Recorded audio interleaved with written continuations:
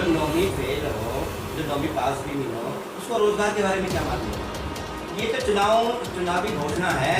रोजगार कहाँ से देगा ये बताइए मुझे। ये 19 जो 2 करोड़ नहीं दे पाई, 19 लाख रोजगार कहाँ से देगा? हाँ, ये हो सकता है बिहार में जो स्थान खाली है उसको भर सकते हैं, मगर जिस तरीके से बिहार की आर्थिक स्थिति खराब है, मुझे तो नहीं लगता ये 10 लाख रोजगार देंगे। 10 लाख रोजगार से क्या होगा पहले ये बताइए। जिस राज्य के अंदर 2 करोड़ रोजगार की जरूरत हो और 10 लाख की बात करते हो, आपसे बड़ा बेवकूफ कौन हो सकता है ये बताइए।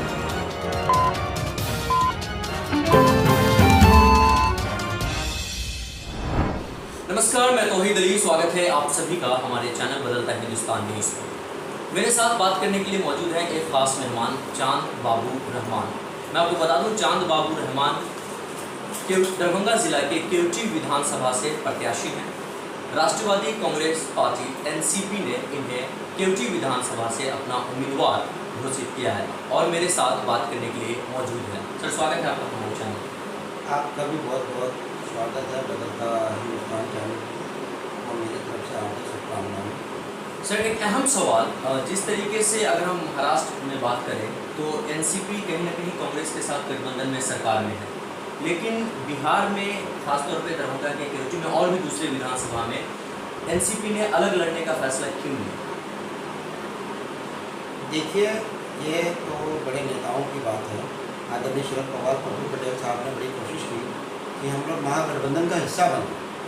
लास्ट में महागठबंधन के लोगों ने हमसे बोला कि आप 3 सीट अपनी सिलेक्ट कर लीजिए, तो हम लोगों ने अपनी 3 सीट सिलेक्ट करी। कटिहार में 2 सीट थी और दरभंगा में 1 सीट थी।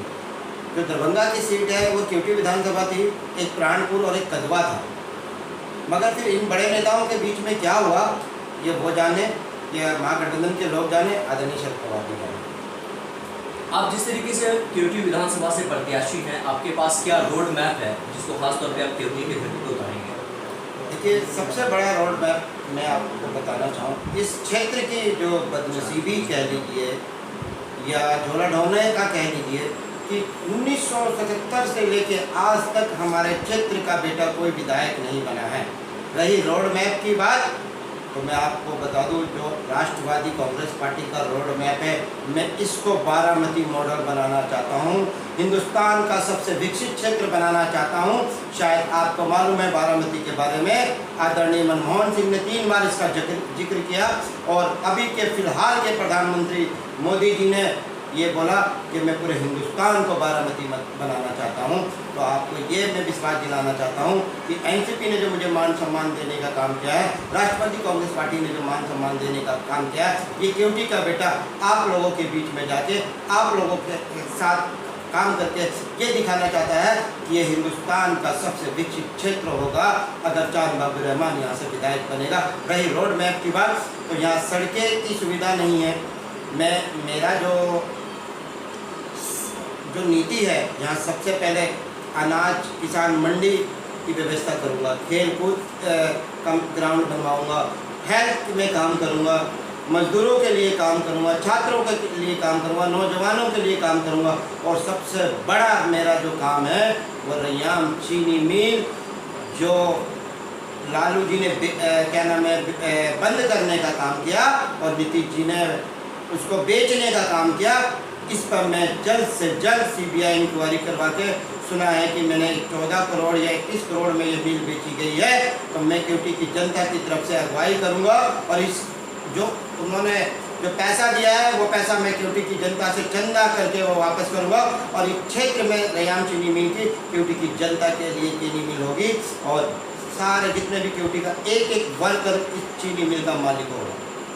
एक अहम सवाल से, जिस तरीके से आपने अपने क्षेत्र की बात किया, केवटी विधानसभा में पिछले दिनों बाढ़ से बुरी तरह केवटी विधानसभा प्रभावित हुआ था और आपके गांव में भी काफ़ी ज़्यादा लोग प्रभावित हुए थे। मैं जब आपके गांव का दौरा किया था तो काफ़ी पानी थे सड़कों पे।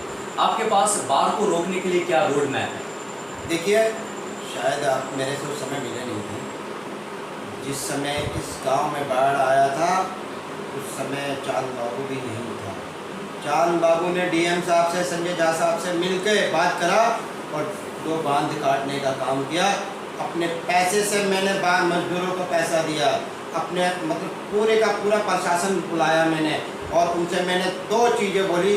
सबसे पहले कि इसमें जो बाढ़ आता है, साइफन जो होता है, साइफन बोलते क्या कहते हैं उसे, उसका 2 निर्माण होना चाहिए। तो यहाँ के डीएम साहब ने और यहाँ के जो पदाधिकारी महोदय हैं, उन्होंने बोला ठीक है चांद बाबू, अभी क्या करना है वो बताइए। हमने बोला सर पहले यहाँ से बांध काटना है, फिर इधर से बांध काटना है। जब जाके पानी यहाँ कम हुआ, मैंने अपने आप खड़ा होके वहाँ पे और यहाँ की जनता ने खड़ा होके ये काम करवाया। रही बिहार के अंदर, मैं आप लोगों को बता दूँ, उत्तर बिहार भारत के अंदर सबसे ज़्यादा पानी वाला क्षेत्र है।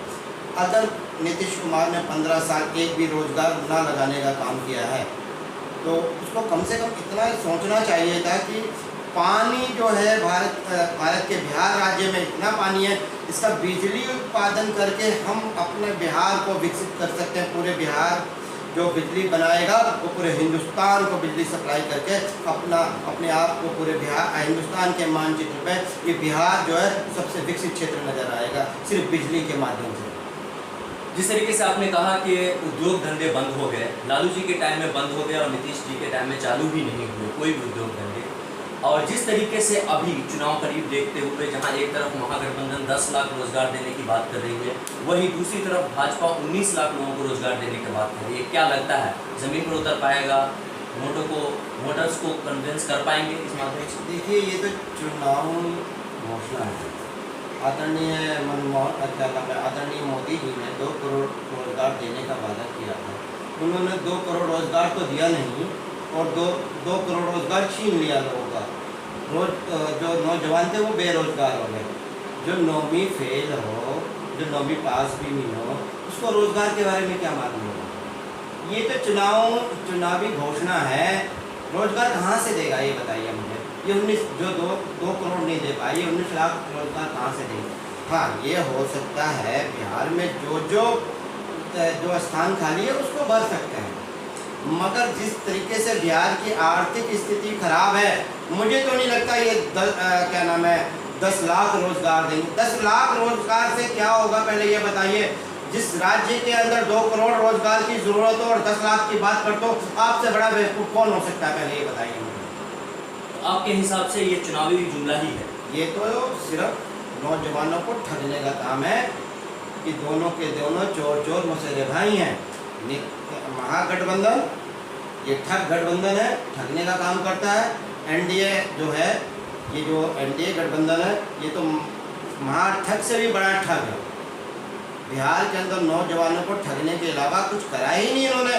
लॉकडाउन में क्या करा इन्होंने? मैं पूछना चाहता हूँ। जो 10 लाख नौकरी की बात करते हैं, कितने लोगों को इन्होंने राशन पहुँचाने का काम किया, कितने लोगों को इन्होंने खाना पहुँचाने का काम किया, कितने लोगों को आर्थिक स्थिति में पैसे देने का काम किया। इससे तो अच्छा तो मैं ये कहूँगा, कम से कम महाराष्ट्र के शरद पवार जी हैं, जिन्होंने युवाओं को रोजगार के लिए रोजगार खोल दिया है अपना महाराष्ट्र गवर्नमेंट में। और मैं आपको एक चीज़ और बताना चाहता हूँ महिला आरक्षण के बारे में।